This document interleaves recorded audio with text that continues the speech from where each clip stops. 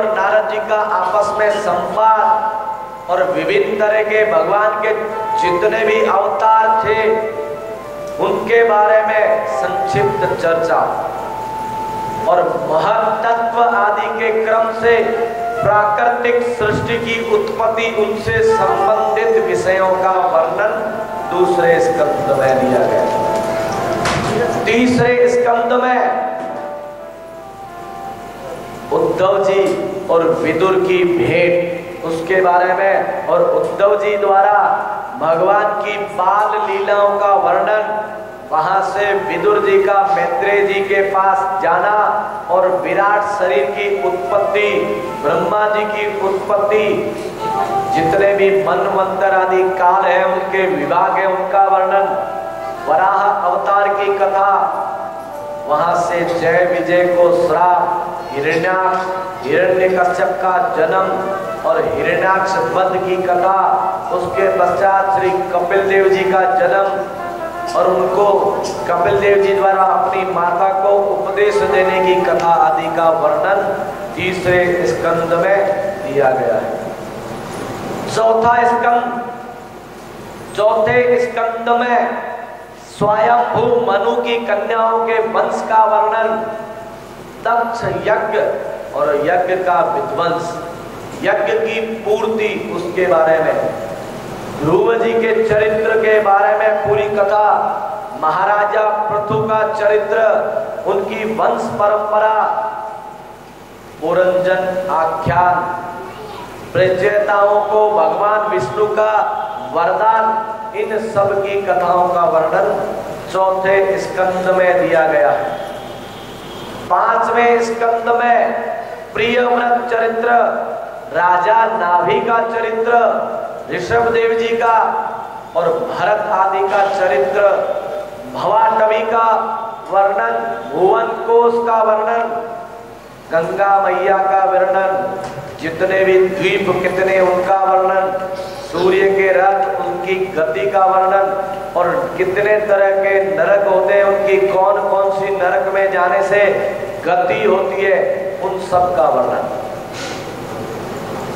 छठे स्कंद में प्रवेश करते ही अजामिल, उनके द्वारा अजामिल की कथा, विष्णु दूतों द्वारा भागवत धर्म का निरूपण, दक्ष प्रजापति की 60 कन्याओं के वंश का वर्णन, नारायण कवच का उपदेश, वृत्तासुर व्रत वध और मरुदगण जितने भी थे 49, उनकी उत्पत्ति आदि कथाओं का वर्णन छठे स्कंद में दिया गया।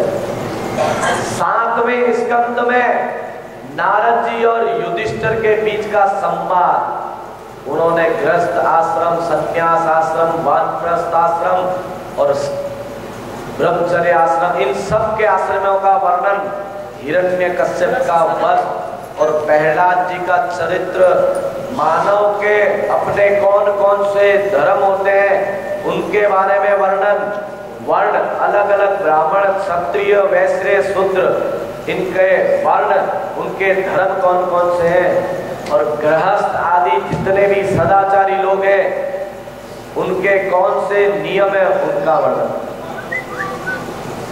आठवां स्कंद, उसके अंदर मनवंतरों का वर्णन, गजेंद्र मोक्ष की कथा, समुद्र मंथन, वामन भगवान का अवतार, मत्स्य अवतार, इन सब की कथाओं का वर्णन। 9वें स्कंद में वैवस्वत मनु के पुत्र की कथा, नाभाग और अम्बरीश की कथा, इक्ष्वाकु वंश का वर्णन, राजा त्रिशंकु और हरिश्चंद्र आदि सगर चरित्र, गंगा जी का अवतरण और भगवान श्री राम की लीलाओं का वर्णन, उसके पश्चात राजा निमि के वंश का वर्णन, चंद्र वंश का वर्णन आदि। अब वहां से भगवान का आगे हृदय 10वें स्कंद में भगवान का जन्म और उनके द्वारा विविध अलौकिक जितनी भी लीलाएं, विचित्र चित्र जितने भी लीलाओं, जितने सब उन्होंने अपने कार्य किए थे लीलाओं के माध्यम से, उन सब का वर्णन 10 स्कंद में है। 11 स्कंद में उसके बाद में यदुवंश को ऋषियों द्वारा श्राप, नव योगीश्वर का संवाद और दूत जी के द्वारा अपना ज्ञान बताना, हंस के रूप में सनकादि ऋषियों को उपदेश, जितने भी आश्रम, वर्ण आश्रम, धर्म निरूपण, उनका कौन सा धर्म है, भागवत धर्म में कौन कौन सी बातें बताई गई है, उन सब का वर्णन।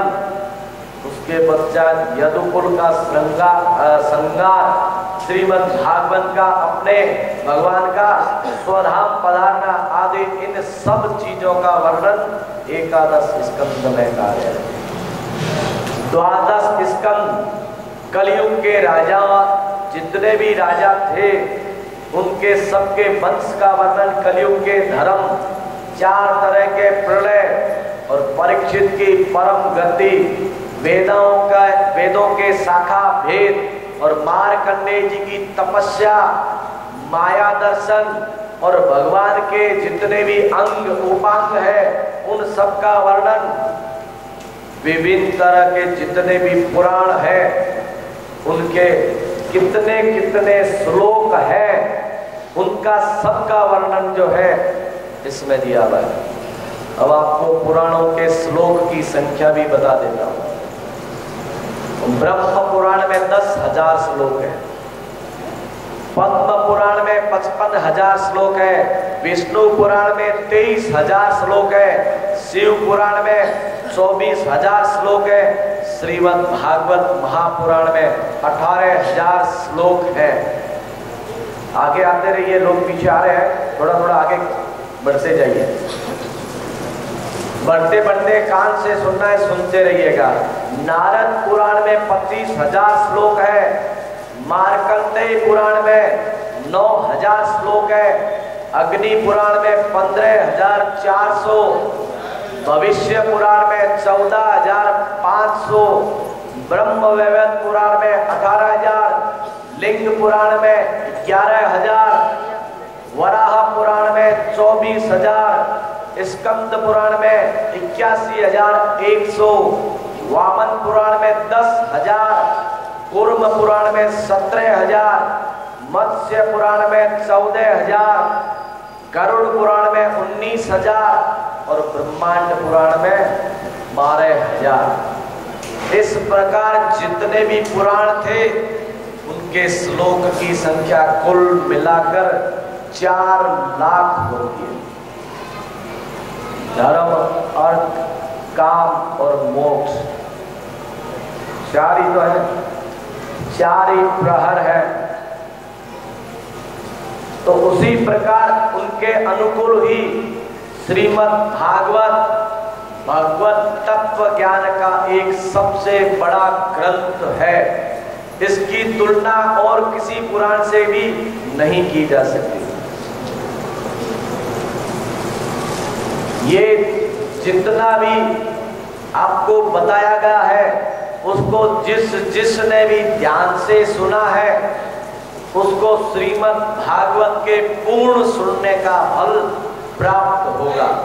उसके बाद में सूत जी कहते हैं कि हे सौनक, श्रीमद् भागवत महापुराण संपूर्ण पुराणों का तिलक है, वैष्णवों का परम धन है। वैष्णव दीक्षा लेने से वैष्णव नहीं, भगवान विष्णु के अंदर उनकी आस्था श्रद्धा है, वो सब के सब वैष्णव है। ये भागवत वैष्णवों का परम धन है। इसमें ज्ञान, भक्ति, वैराग्य, इन सब के निष्कर्म्य कर्म का आविष्कार किया गया है। आगे लिखते हैं, तत्श्रवन् विपठन विचारणयो परो, यानी जो श्रवण करता है, इस भागवत पुराण का पठन करता है, विचार करता है, उसे भगवान की भक्ति हमेशा प्राप्त हो जाती है और वो जीवन के किसी भी बंधन से मुक्त हो जाता है। देखिए, आप देखते हैं कि हम लोग कई बार सोचते हैं कि हनुमान चालीसा में एक लाइन आती है,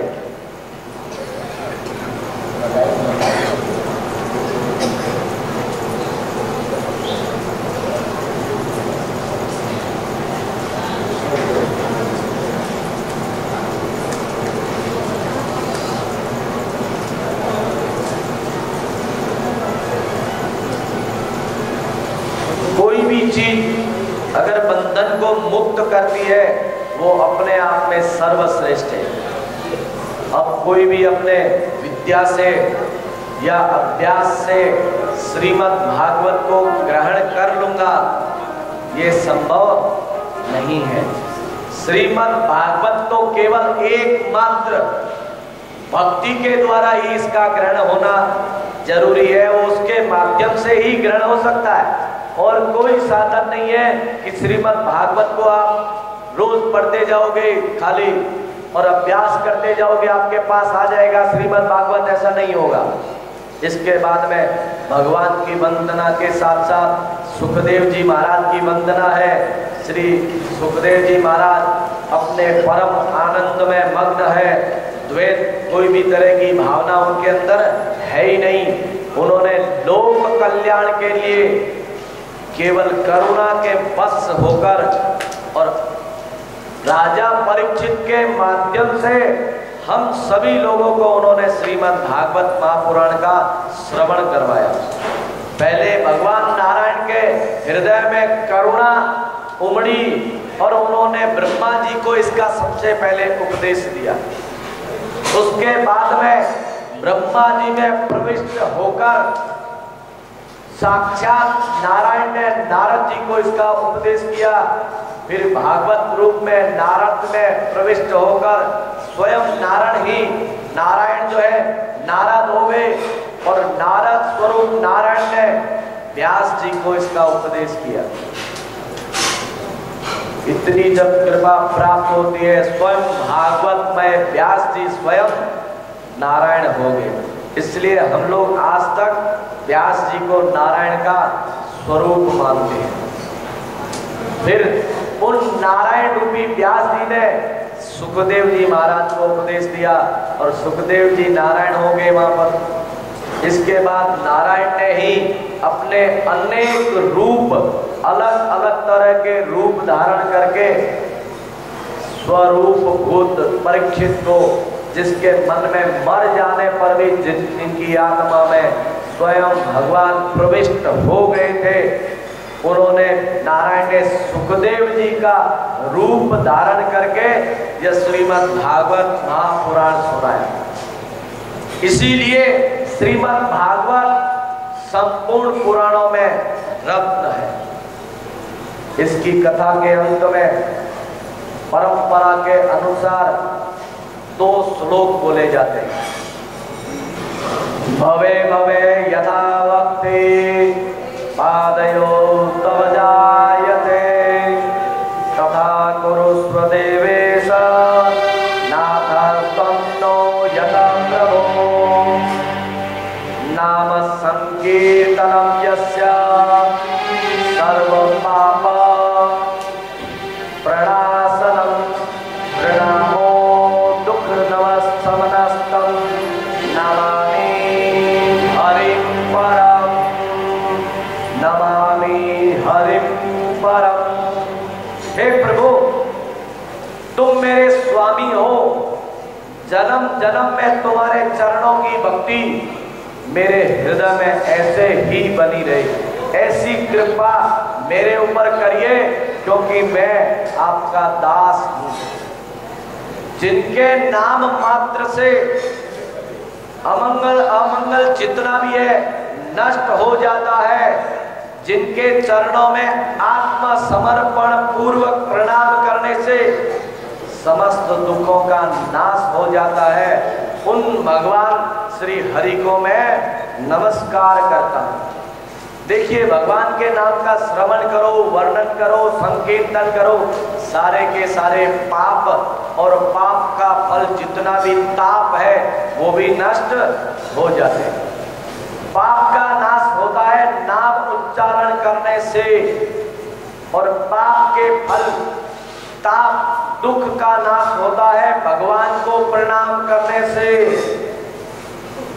नाम संकीर्तन से पाप नाश, और प्रणाम करने से प्रारब्ध में जो कुछ लिखा हुआ है गलत उन सब का नाश, और दुख नाश मेटत कठिन कुअंक भाल के, जिसके प्रारब्ध में दुर्भाग्य और दारिद्र्य लिखा हुआ है उसका निवारण भी भगवान के चरणों में किए हुए अपने दंडवत प्रणाम करने से हो जाता है।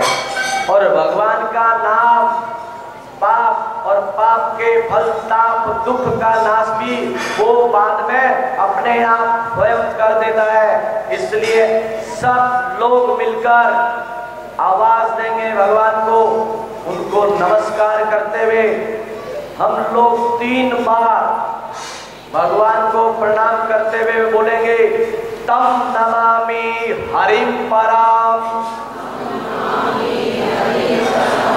तम नमामि हरिम परम, तम नमामि हरिम परम। इस प्रकार अगर भगवान को आप लोग हम लोग सब लोग मिलकर याद करेंगे तो भगवान आपके हमारे जितने भी पाप किए हुए हैं उसके फल ताप को नष्ट कर देंगे। मैं यहाँ पर हमारे आयोजक श्री गोपी किशन जी हरस, गोपी काका, सुनील व्यास, पप्पू जी जोशी, गिरिधर जी हरस, इन सब का आजीवन ऋणी रहूंगा, क्योंकि मैंने एक छोटी सी बात सुनील व्यास के से कही थी और गोपी काका भी हमारे उस समय पास बैठे हुए थे। इन दोनों के सामने मैंने इतना ही कहा था कि कलकत्ता में जितने भी लोग रहते हैं उनको पता नहीं कि मैं श्रीमद् भागवत पुराण कथा भी करना जानता हूँ, प्रयास कर सकता हूँ। उनके सामने मैंने अपनी इच्छा जागृत की थी। मैंने बीकानेर में 2 बड़े भागवत और कलकत्ता से बाहर एक बार बड़ा 2-3 बार छोटे मोटे भागवत, ये मेरी 6ठी भागवत है। ये भागवत मैंने यहाँ पर मैंने उनसे निवेदन किया था कि आप लोग अगर मेरी छोटी सी भागवत कर देंगे तो मेरा जीवन यापन करने का साधन मेरा स्वार्थ समझ लीजिए, मेरा जीवन यापन करने में एक क्रम और जुड़ जाएगा और मैं इस भागवत के माध्यम से अपने परिवार या जितनी मुझे सेवा करनी है मैं आगे कर सकूं। ये मेरे मन में था। उनके सामने मैंने खाली भागवत कराने का, आयोजन कराने का निवेदन ही किया था। मैं आपको एकदम कोई चापलूसी नहीं, कोई किसी तरह मन में पाप नहीं, मैं आपको उस दिन की बात बताता हूँ। उसी दिन तुरंत गोपी काका ने इस भवन का बुकिंग अपने आप गिरधर जी कलवाणी को बोलकर, मैं उनका नाम लेना भूल गया था इसलिए क्षमा करेंगे, वो भी हमारे आयोजक, उन्होंने भी मुझे हिम्मत दी थी। ये सब मिलकर आकर हम लोग बात ही कर रहे थे कि गोपी काका और सुनील व्यास और सब मिलकर गिरधर जी कलवाणी के यहाँ आए और उन्होंने इस भवन की बुकिंग हाथों हाथ करवा दी। और मैं आपको मतलब ये बात उन्होंने मुझे मना की है कि आप बताएंगे नहीं मैंने क्या किया था, लेकिन मेरा फर्ज है और उनके प्रति वास्तव में मेरी सच्ची श्रद्धा है, इसलिए मैं आपको बताता हूँ। ये बात है फरवरी की। उसी समय उन्होंने अपने घर से लाकर मुझे 1.5 लाख रुपए दे दिए थे कि जितना खर्च हो आप करिए, ये आपके पास पैसे हैं। उसके बाद में पप्पू जी जोशी और जितने भी लोग हैं उन सब से मिलकर इस भागवत के आयोजन को इन्होंने इतना बड़ा विस्तृत रूप दिया। इन्होंने कार्ड बनवाए, भागवत के जगह जगह पोस्टर लगवाए और घर घर जाकर इन्होंने मेरे लिए सब जगह प्रचार प्रसार किया और इस आयोजन को सफल बनाने का इन्होंने भरपूर जितना प्रयास होना चाहिए उतना प्रयास किया। भगवान ने आप लोगों पर श्रीमद् भागवत के रूप में कृपा करने के लिए मुझे मीडिएटर निमित्त बनाकर इस व्यास गति से भागवत चर्चा करने का मुझे मौका देकर मुझे अनुग्रहित किया। इन सब ने भागवत की जो ध्वनि इस रमा भवन के इस वातावरण में 8 दिनों तक फैली, उसमें आप सभी लोगों के मन में आनंद जरूर आया होगा। मैंने भरपूर कोशिश की कि आपको इस भागवत कथा का आनंद दिला सकूं। अगर भूलवश, अज्ञानतावश या जानबूझकर समय की कमी देखकर मैंने इसी कथा को छोटा कर दिया हो और अगर भूल से किसी रह गई हो तो उसके लिए मैं आप सबसे क्षमा प्रार्थी हूँ। मैं आपका सबका आभारी रहूंगा। मुझे विश्वास है कि आपने मेरी भागवत बड़े आनंद से सुनी होगी और आपको भगवान का भरपूर आनंद आया होगा।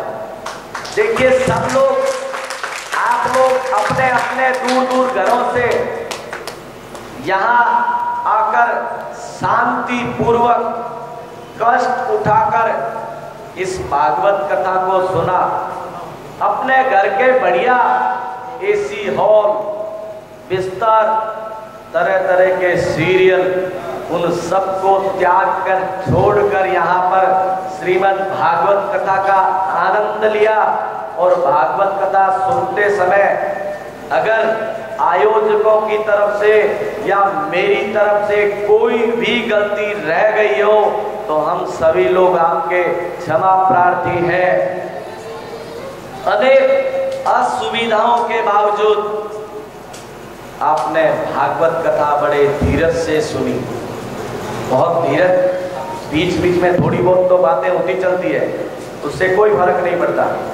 इसलिए मैं हमेशा आप सभी लोगों का ऋणी रहूंगा, कृतज्ञ हूँ आप सबका कि आपके निमित्त मात्र बनने के कारण भगवान के लिए, भागवत के लिए मैंने अपना छोटा सा समय आप लोगों के लिए निकाला।